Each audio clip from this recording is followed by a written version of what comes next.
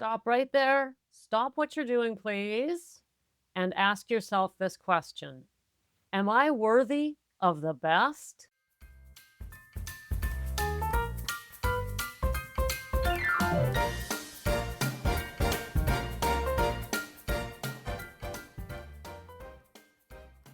Hello, gals, and welcome to Sobriety Snippets for 40 plus women, helping you put down the wine and pick up conscious, happy living.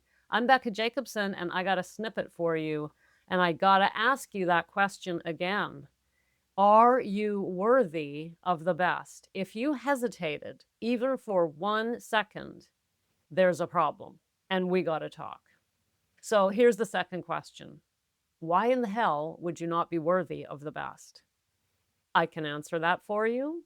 If you hesitated even a little bit, the answer is because somewhere, sometime in your past, in your life, you got the message that you're not good enough.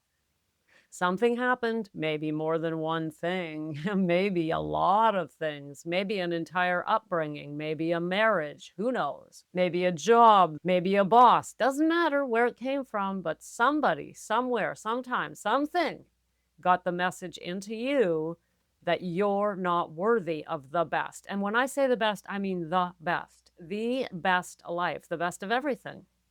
Is there a reason why you should settle for mediocrity? Oh, that's good enough. I'm good. That's enough for me. Don't worry about me. I'll just take this little corner over here and don't let me get interrupted. Don't let me get in the way. I'd hate to be a bother. No, you are worthy of the best, like the best. Think of somebody famous that you look up to, or somebody famous that you know, whether you look up to them or not. Think of rich people. Let's talk about rich people who fly first class and live in big fancy houses. And in fact, maybe you are a rich person with a big fancy house and you still don't think you're worthy of the best. My question to each and every one of you is, why would you think you're not worthy of the best, but feel that it's perfectly fine for the next person or the other person to have the best? Now, what do I mean by the best? I mean everything. I don't mean you got to live in a mansion. I don't even mean being wealthy. I'm talking about a happy life, a clean life. In other words, a life that you feel open and satisfied with, a life you're not ashamed of, the best relationship with the person that is right for you, the best job, the best career, the best of everything, the best of whatever it is makes up your life. And by the best, I mean whatever you consider to be a good. Now, we got to be careful there, because I got to ask you, if you consider just a little tiny piece of the pie good enough for you, then that's not what I'm talking about. Yes, you set the bar for what is enough or what is the best, but you first have to decide that you're worthy of the best. I meet way too, why am I talking about this? Let me slow down, back up, and start over. Well, I won't start over, but listen, if you're new in Snippet Land, I just want to give you a fat, warm, juicy welcome. I'm Becca Jacobson, and I bring you snippets 4 times a week to help you live a happy, sober life, a conscious life, a successful life, in whatever way you define that. And if you're new here, I'm just so glad that you found me, because women who find the snippets, their lives change. That's the bottom line. So already you're getting the best. If you're hearing my voice, you are getting the best podcast out there for women over 40 in the sobriety space. You're hearing the voice of the best sobriety coach for women over 40 on planet Earth. So you're off to a really good start, but you deserve the best in all areas of your life. Now, I want to talk about what I just said. Gals, this is important. I just said that with full conviction. Full conviction. I feel it in my heart, my gut, my soul. I know that what I offer is the absolute best that I can show up with on any given day. And I've looked around and I know that it's as good as anything out there or better. And I say that with full conviction and no shame. How can I do that? Let me put it this way. How can I do that when I was a woman who spent over 30 years feeling like I wasn't worthy being the piece of gum on the bottom of your shoe. I despised myself. I abused myself. I felt unworthy of practically everything. Anything good I ever got in my life, it felt like, oh, well, that was a fluke. I mean this very seriously. It's because of my past. Until I healed my past, I felt unworthy of, like, that was, it's easy for me to talk about this because I know exactly how people respond when they're in this mindset. That it's this response of, I don't want to put anybody out. I'll just, don't mind me. I'll just take up as little space as possible. And I don't need a big piece of the pie, the metaphorical pie or the literal pie. I'll just take the crumbs off the table. I don't want to be a bother. That was me my whole life. Despite the fact that I knew I needed for my own self, for something inside of me wanted to succeed. So I went from being a prostitute through college, through grad school, to become an English professor because I wanted a life. But even through all of that, gals, through all of that, I never felt worthy of the best, and I never pushed myself forward the way I could have. There were opportunities during those years at the college, 20 years I was at the same college teaching English, where I could have stepped up and I didn't feel worthy. The day they hired me, I was in such shock I couldn't believe it. I couldn't believe somebody actually hired me, to teach at their college. It was absolutely mind-blowing to me because all that I had done was come from being a prostitute, and I mean the real kind, the kind that stands on the street, and all the drugs and violence and shit that goes with that. That was my life. For 13 years, I treated my body like garbage. I had absolutely no self-worth around my body or myself. Trust me when I tell you, anyone who does that for 13 years has a serious problem with self-worth. So I talk to you today from someone who's been there and knows. And then the day they hired me, I just thought, oh my God. And then I went into and lived in imposter syndrome for the entirety of my career until I sobered up. And even then, it lasted for a couple of years afterwards.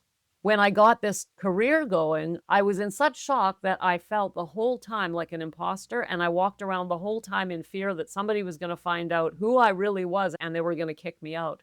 I remember when I got there and feeling, oh my God, what if they find out who I am? I don't belong here. I'm not one of them. I'm not worthy. I'm not worthy. Oh my God.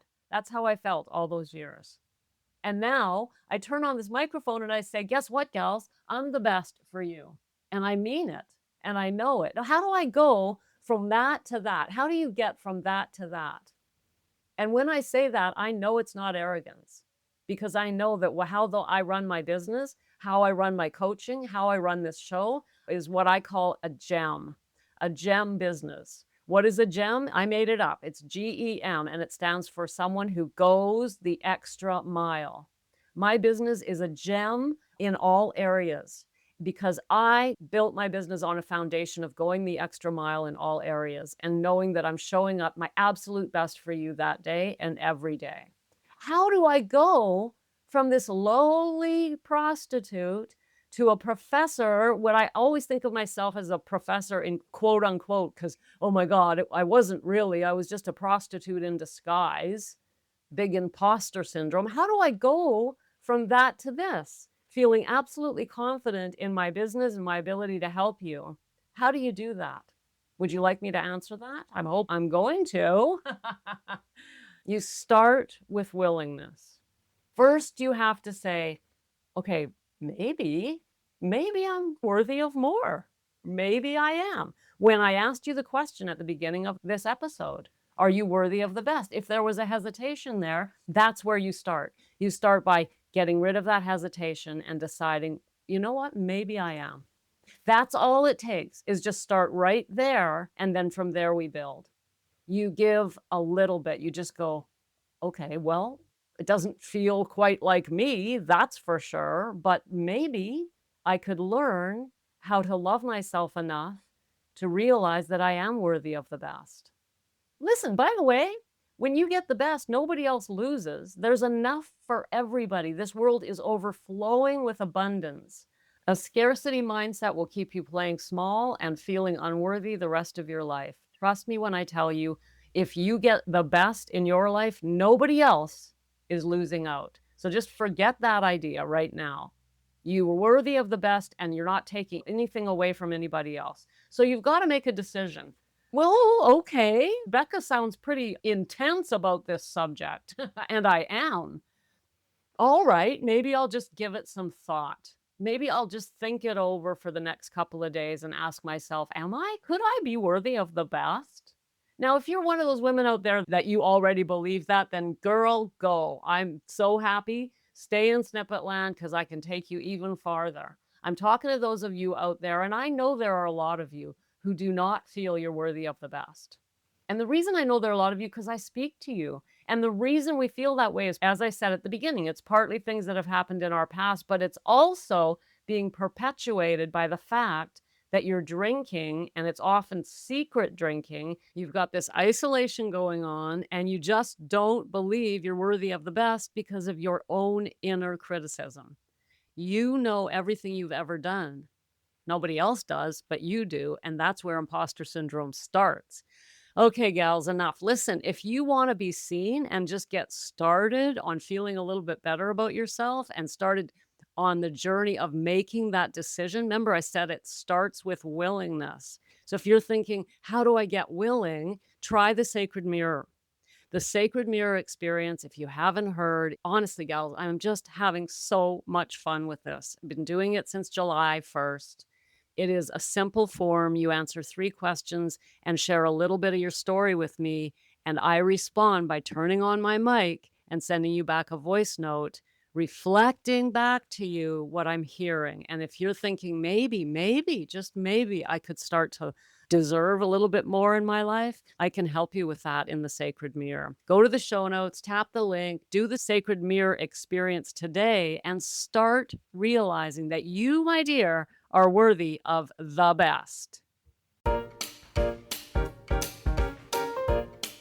Thanks for popping in. Be sure to come back next time so I can keep your head on straight. Sending you buckets of love.